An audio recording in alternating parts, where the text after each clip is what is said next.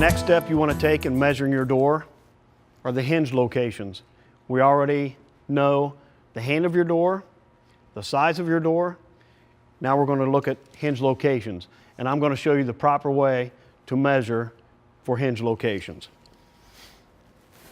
You'll place your tape on the top of the door, your existing door.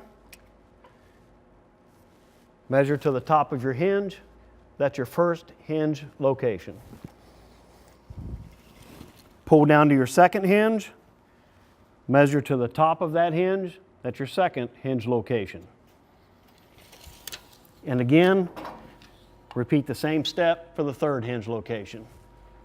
To the top of the hinge. Those are your hinge locations.